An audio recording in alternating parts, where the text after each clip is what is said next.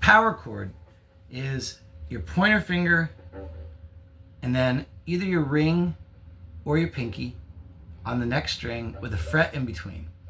Pointer finger is called the root note. So this is a root 6 shape that I'm playing right now. That means that pointer finger is on the 6th string, and wherever your pointer finger is, whatever that note is the root note of the chord. So this is a G power chord. That's a G note on the 6th string. If I go down to here, that's an F note, so it's an F power chord. If you move that shape up to the next string, then it's called a root 5 power chord. Same exact shape.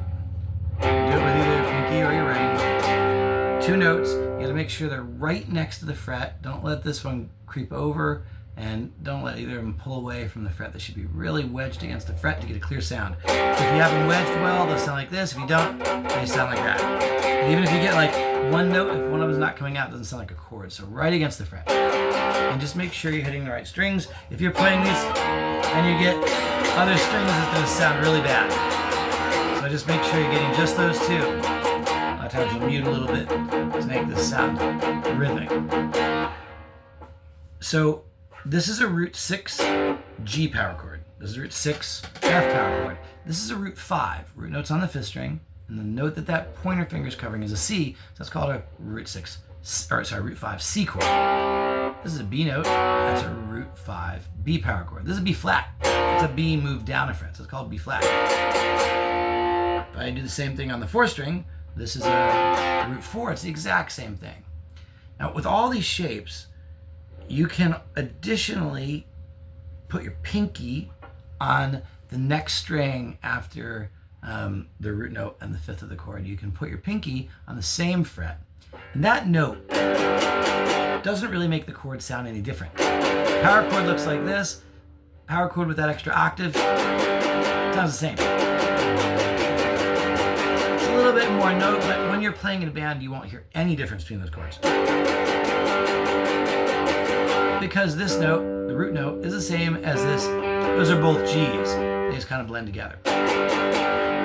When you move that power chord with the extra octave in there to the next string, it looks the same. That's still the same as a C power chord. When you move it to the 4th string, when you put the root note on the 4th string, this is an F right here, and you make the same shape, you don't get a power chord anymore. You get something that's wrong sounding, and that's because the 2nd string is tuned differently in relation to all the other strings. What you need to do here, because the 2nd string is tuned to fret lower, you need to move your pinky up a fret. So it's a little more of a stretch, and you need to get them all still wedged against the fret. So instead of this, you need to do this when you're playing a root 4 power chord. Well, the same kind of thing. When you move to the 3rd string, you need to stretch an extra fret on the 2nd string. It looks like this. So, and the reason that happens is because you tune all the other strings at the 5th fret, and then between the 2nd and 3rd string, you move down a fret. So the 2nd string's tuned down a fret in relation to all the others.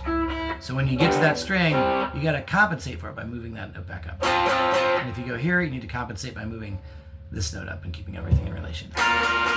Stop. So this is power chords. Okay, Okay, so now we've got a couple other things to see about this. Just a really simple set of things.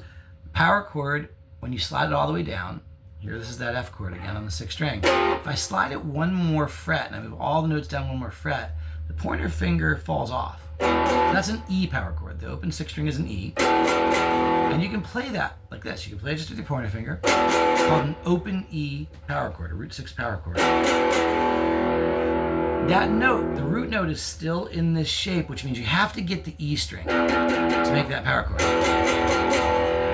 Same thing with the A. You can take a root 5 shape, move it all the way down until it falls off, till your pointer finger falls off the fretboard. And that's called an open A power chord. Same thing here. If we do this 4th string shape, same thing, stretch it out, and then move it down one more fret, you get this called an open D power chord. That means that the root note is on the 4th string, the D string. So you have these 3 open chords. Open E, that's the root 6 shape, played open. The root 5 shape is A, and then the root 4 shape is called D. Those are the 3 most common open power chords, and there are 2 more. If we make a G power chord, that one that we started out with, right here. These two notes that I'm playing here at the 5th fret can also be played open. It's the same notes. So instead of doing this, you can get rid of these notes, you can mute the 5th string and just hit the 6th down here, and you've got a G power chord. I can do the same thing with the root 5 shape here on C. This C power chord, if you're doing this power chord, those two notes, this note is the same as the open 3rd string. So you can, instead of playing this note, you can play the open string and just mute the 4th string.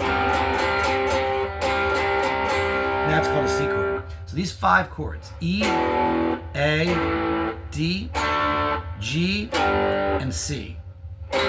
G and C are the ones you're going to see in all the rock songs, along with these little slid shapes. So the one that we're working on right now, is You Really Got Me, you're doing the 1st fret to the 3rd fret. This note right here is called an F. This is called a G. So you're playing a root 6, F, G, G, F, G. You go back and forth, and the big thing is to watch that your fingers are right next to the fret. And that you're only hitting those strings, and if not, you mute them a little bit with your finger. So I can really go like this. When I do that, only those strings are sounding. Okay? F, G, G, F, G. Then it just moves up 2 frets. That's G, A. And then, and that's everything you need to be able to play all of these rock power chord songs. The open chords E, A, and D, the open chord G and C, and then the movable shapes that we started with. That's everything.